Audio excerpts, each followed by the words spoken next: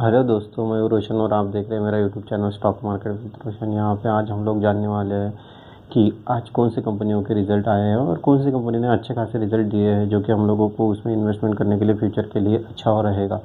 तो अभी हम लोग देखते हैं जो कि सब लोगों को ही पता है इस कंपनी का बारे में। आप लोग शायद उस कंपनी के नाम से उस कंपनी के एप्लीकेशन में ट्रेडिंग भी करते होंगे और वही एक अच्छी कंपनी है जिसने अभी तक के अच्छे खासे रिटर्न बना के दिए हुए हैं। तो इस बार भी इस क्वार्टर का जो रिज़ल्ट आया है, ये क्वार्टर लास्ट क्वार्टर था इस साल के लास्ट क्वार्टर में भी इस कंपनी ने अच्छे खासे रिज़ल्ट दिए हैं जो कि अभी हम लोगों को देखना है। तो चलिए जानते हैं इस कंपनी का नाम क्या है। इस कंपनी का नाम है ग्रो करके, जो कि आप लोग यूज़ ही करते होंगे ग्रो के एप्लीकेशन आपकी ट्रेडिंग करने के लिए। तो आज अभी हम लोग उसका पूरे तरीके से एनालिसिस करेंगे उस स्टॉक के बारे में, और हम लोगों को उसमें इन्वेस्टमेंट करना चाहिए या ना करना चाहिए ये हम लोग थोड़ा सा रिव्यू कर लेते हैं उसके फाइनेंशियल डेटा के बेसिस पे। तो चलो अभी हम लोग देखते हैं कि आज कंपनी का रिज़ल्ट लगने के बाद में स्टॉक में क्या मोमेंटम बना है। तो आज जैसे कंपनी का रिज़ल्ट आया है उसके बाद में स्टॉक में अपने को 2% की गिरावट देखने को मिलती थी, बट लेकिन अभी फिर भी वो 1.12% पे करेक्शन होके रह चुका है। तो आपको सब लोगों को पता है कि इसमें एक कंपनी जो है क्या करती है। तो जैसे कि जो रिटेल इन्वेस्टर होते हैं, जैसे आप लोग ज़ीरोधा, उसके बाद एंजल वन, ऐसे कंपनियों में जिस तरीके से आप लोग एप्लीकेशन पे जाके अपना अकाउंट खोलते हैं, उसी तरीके से इसका भी सेम टू सेम है, उसका बिज़नेस भी सेम ही है। अगर आप लोग अभी मेरे स्क्रीन पे देख रहे होंगे तो बट इसमें एक चीज़ अच्छी है कि ये जो है इस सेक्टर की टॉप की कंपनी है। इसका जो मार्केट कैपिटलाइजेशन है वो सबसे बढ़िया कैपिटलाइजेशन है। आप अगर आगे आगे देखेंगे तो मैं बताता ही हूँ आपको, आगे आगे चलिए। तो यहाँ पे आप लोगों ने देखा होगा इस कंपनी के बारे में सारी चीज़ें यहाँ पे लिखी हुई है। ग्रो का प्लेटफॉर्म कवरेज क्या है, इंडिया में कितने कहाँ कहाँ पे इसमें सिटीज़ में काम करती है कंपनी।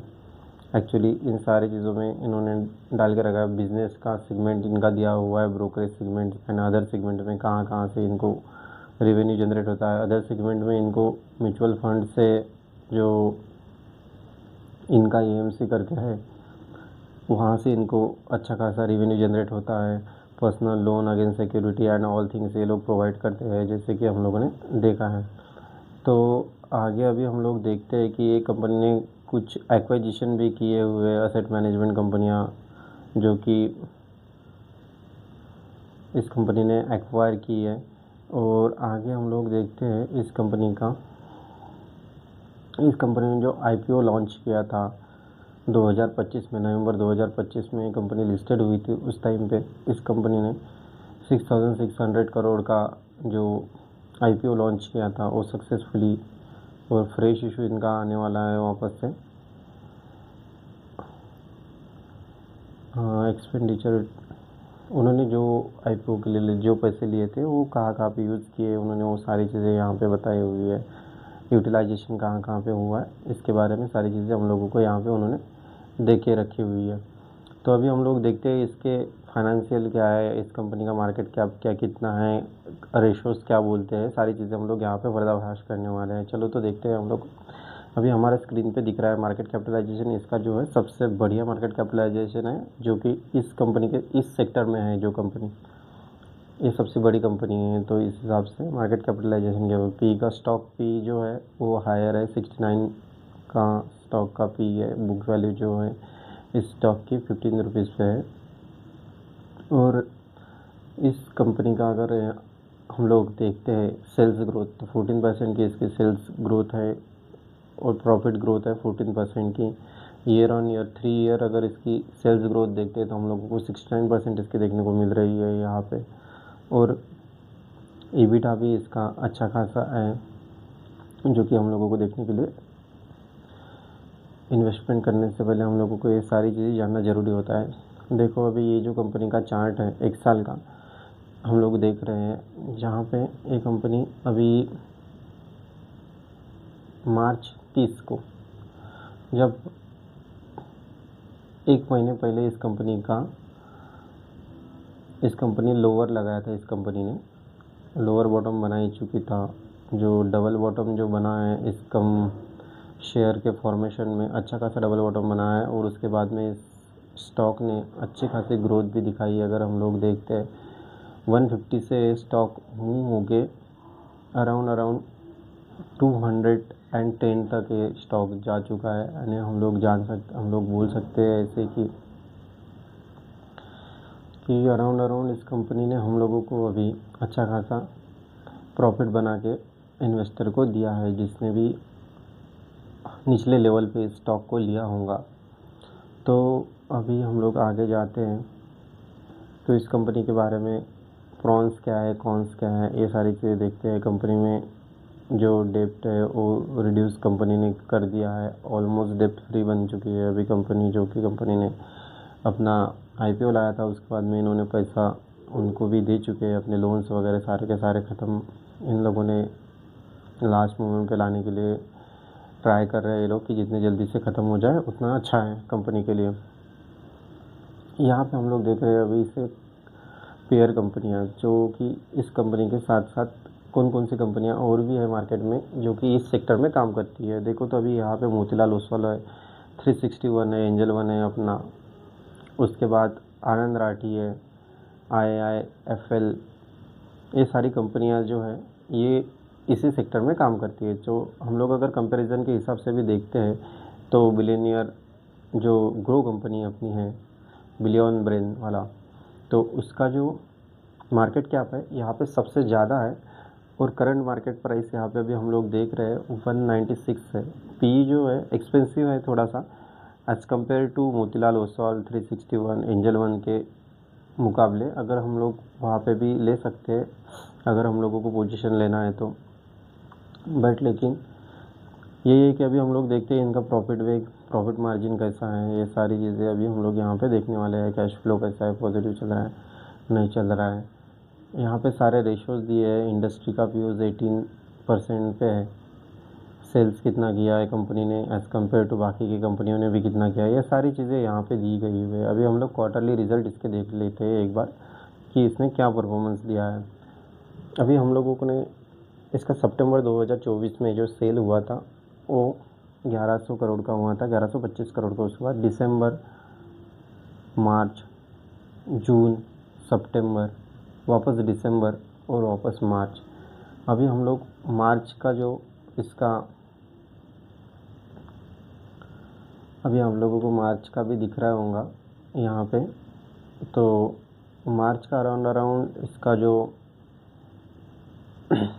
सेल्स है वो अच्छा खासा बढ़ चुका है और ऑपरेटिंग प्रॉफिट भी इसका अच्छा खासा बढ़ा हुआ है। यहाँ पे अगर हम लोग देखते हैं तो वही है कि आगे अभी हम लोग देखते हैं 900 करोड़ तक, 938 करोड़ तक यहाँ पे ऑपरेटिंग प्रॉफिट चला गया है इस कंपनी का, जो कि लास्ट क्वार्टर का इसका था 720 एंड लास्ट ईयर का अगर मार्च का देखते हैं हम लोग तो 388 करोड़ था, जो कि अभी ऑपरेशनल प्रॉफिट 3 गुना बढ़ चुका है, ऐसे हम लोग कह सकते हैं इसका कंपनी का। और अभी हम लोग देख रहे हैं नीचे जाके कि नेट प्रॉफिट इतना किस तरीके से एक साल में इस कंपनी ने ग्रो किया है। एक साल में कंपनी का जो नेट प्रॉफिट है मार्च टू मार्च अगर हम लोग देखते हैं तो अराउंड डबल का हो चुका है। 309 अभी 686 पे हम लोग चल रहे हैं, यानी कि कंपनी अच्छी खासी ये प्रॉफिट ग्रोथ दिखा रही है।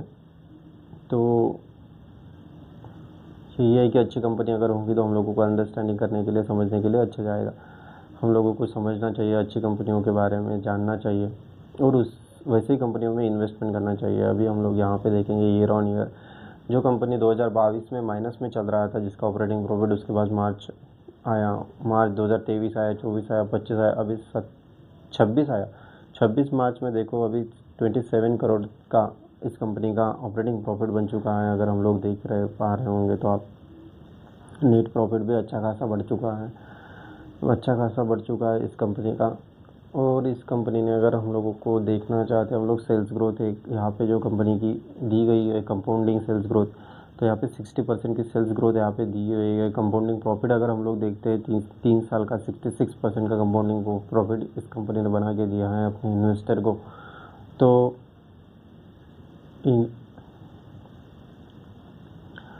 देखो, अंडरस्टैंडिंग करो सारी चीज़ें, कौन कौन सी चीज़ें हम लोगों को देखनी चाहिए।